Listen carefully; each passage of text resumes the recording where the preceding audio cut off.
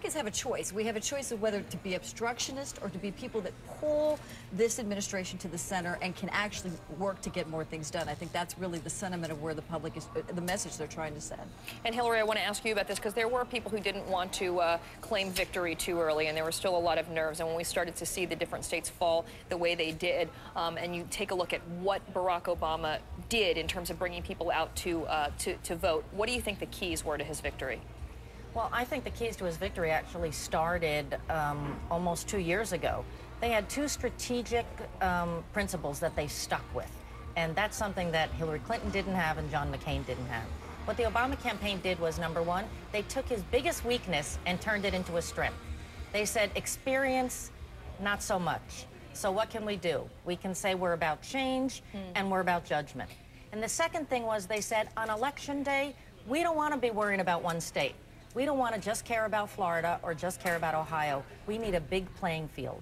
Those two strategic decisions, that they were going to plan a big map and they were going to turn what could have been his greatest weakness into his greatest strength, and stuck with it. And John, they also got handed a series of unexpected events. I mean, the financial crisis really hit John McCain, and also the selection of Sarah Palin undercut John McCain's central argument about experience. I think that's exactly right. It did undercut the central argument he was making against Obama, and then also it backfired among independents and independent women in particular. You know, she excited the base, energized the base, but at the expense of uniting the center, and that is a killer in a general election. McCain needed to reach out to the center, and he actually burned bridges with Sarah Palin. And Errol, he inherits, I mean, you know, congratulations, you won. Now you inherit, you know, one of the biggest financial crises we've seen in a generation, two wars that are going on right now, and a lot of questions about our future when it comes to dependence on foreign oil. I could go on and on, healthcare, Medicare.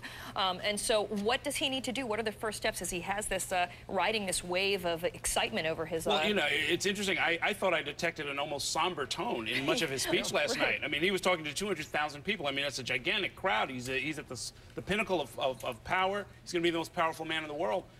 The weight of it seemed to visibly descend upon him, and now he's got to be very careful. The rumors before the election were that he was going to make some key appointments very quickly, before the end of the year. He's going to start naming the Treasury Secretary, the Chief of Staff, possibly even a Defense Secretary, and try to reassure the people that they're going to be in motion. So.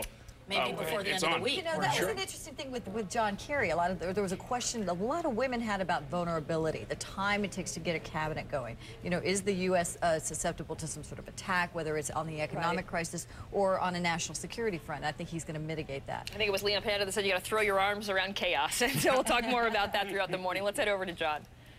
The queen of daytime television took a rare step into the political arena a while ago, jumping on the